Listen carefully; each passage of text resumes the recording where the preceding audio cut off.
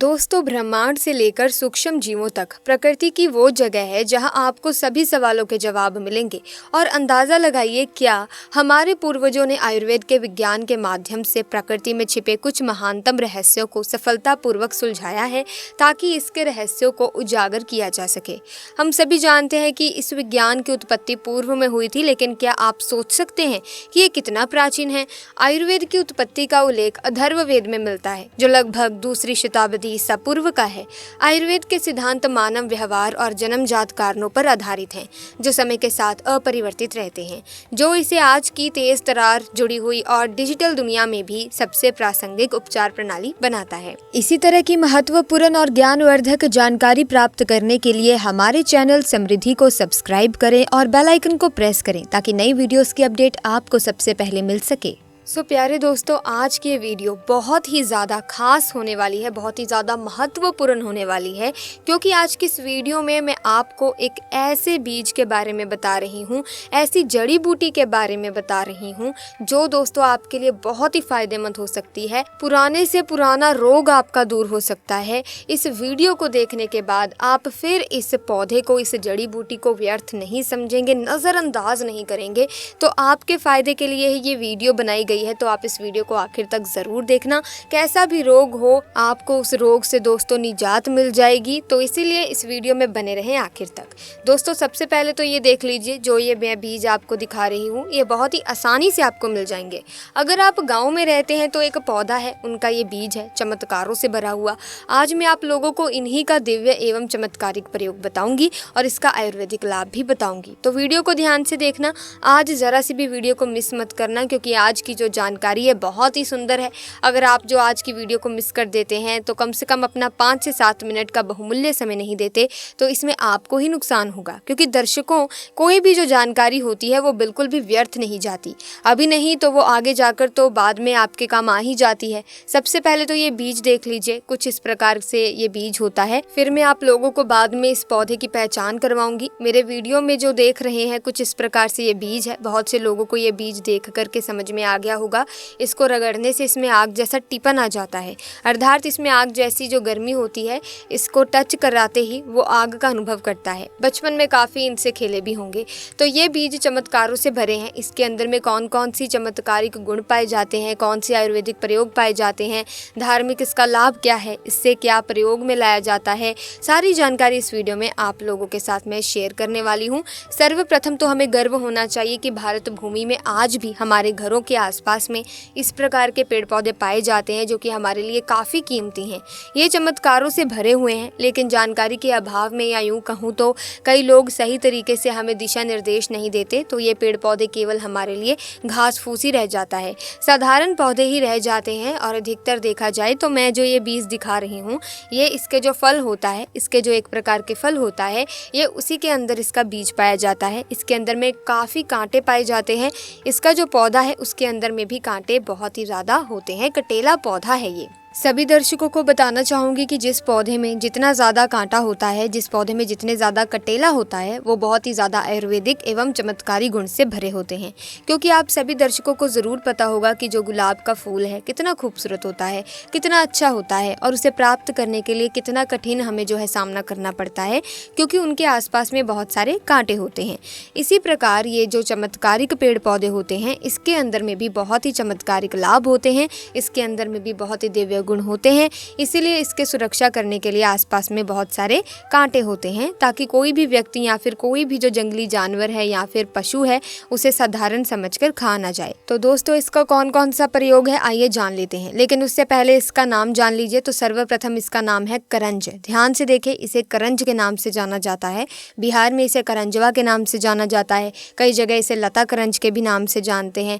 इसे तेलुगु में कागू के नाम से जानते हैं। इसका हिंदी नाम पापर भी है। ये बीज देख करके पहचान लीजिए, शायद आपको समझ में आ जाएगा कि इसे आपके यहाँ किस नाम से जाना जाता है। अब हम सर्वप्रथम तो इसका आयुर्वेदिक लाभ बताएंगे, फिर इसका हम दिव्य एवं चमत्कारिक प्रयोग बताएंगे और इसका धार्मिक लाभ भी बताएंगे। आयुर्वेदिक 4 से 5 इसके लाभ बताऊंगी, जो कि आपको आगे चल करके काम आते हैं। क्योंकि आयुर्वेदिक पेड़ पौधे के लाभ सीख जाएंगे तो आप कभी भी फिर बीमार नहीं पड़ेंगे, यानी पेड़ पौधों से बहुत सारी बीमारियों के स्वतः ही आप उपचार कर सकते हैं। अब इस प्रकार की जानकारी को सीख सीख करके वैद्य का भी काम कर सकते हैं, लोगों का भला भी कर सकते हैं, पुण्य प्राप्त भी कर सकते हैं।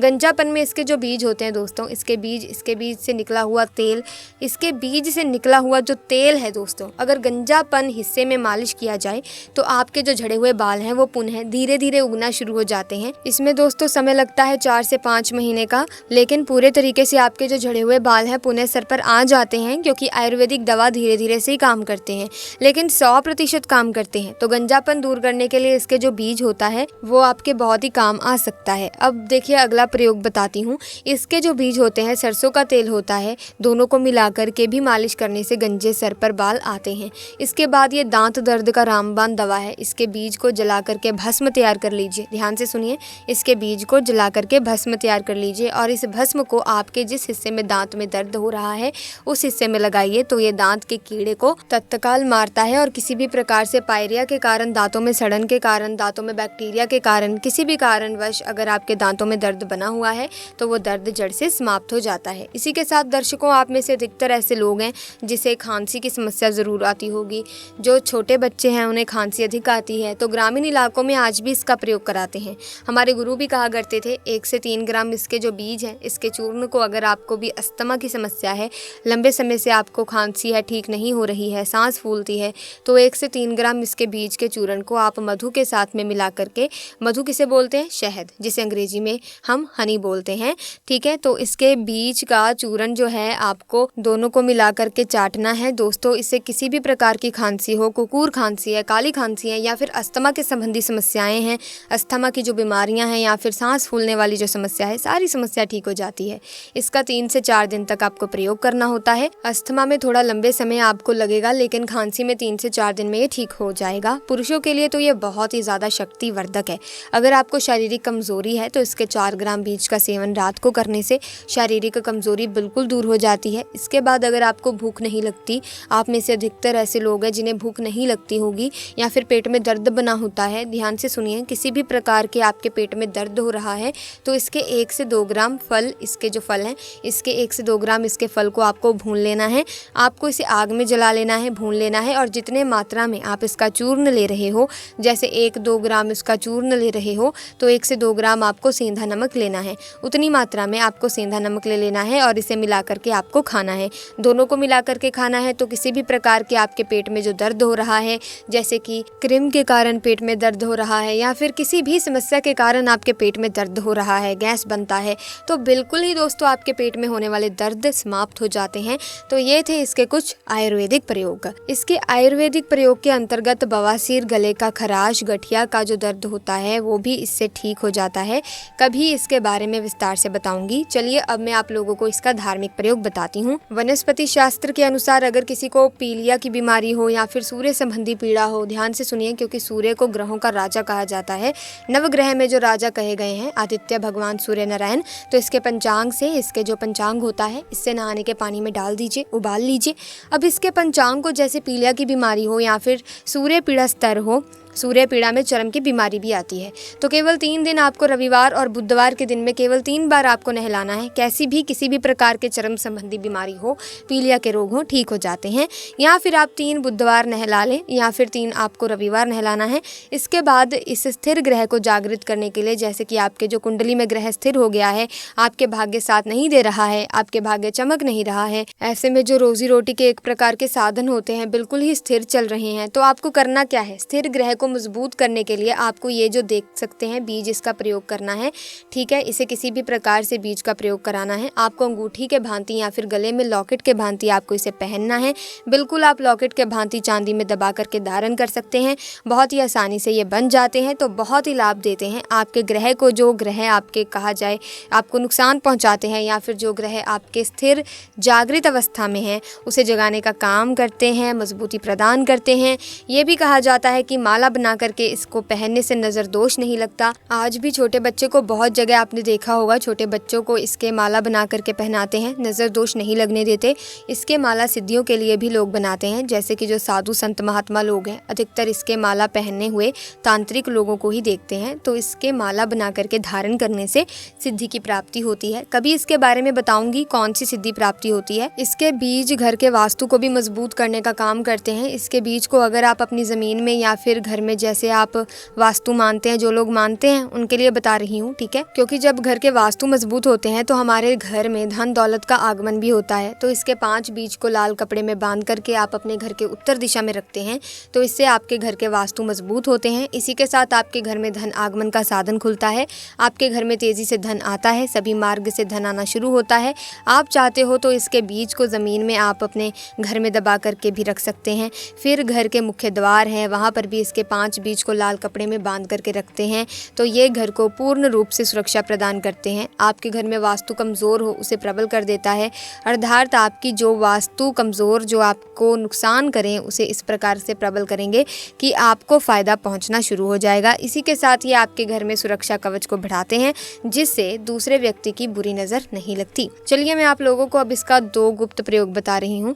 शायद ये गुप्त प्रयोग आपको कोई नहीं बताएगा। वीडियो में कंटिन्यू बने रहना। अभी तक वीडियो को लाइक नहीं किया तो जल्दी से लाइक कर दीजिए, चैनल को सब्सक्राइब कर लेना और कमेंट बॉक्स में जय हिंदू जय आयुर्वेद ज़रूर लिखना, क्योंकि हमें गर्व होना चाहिए कि हमारे भारत भूमि में आज भी इस प्रकार के पेड़ पौधे हैं जो कि हमारे तमाम प्रकार की समस्याओं को चुटकी में दूर करने में समर्थ्यवान है। लेकिन इस प्रकार के पेड़ पौधों की मिलने वाले जो फायदे हैं, इसी से बस हम अनजान रह जाते हैं। भारत माता के गर्भ से आज भी इस प्रकार के पेड़ पौधे हैं और हमें गर्व होना चाहिए कि भारत भूमि में ये पेड़ पौधे हमारे लिए अमृत तुल्य है।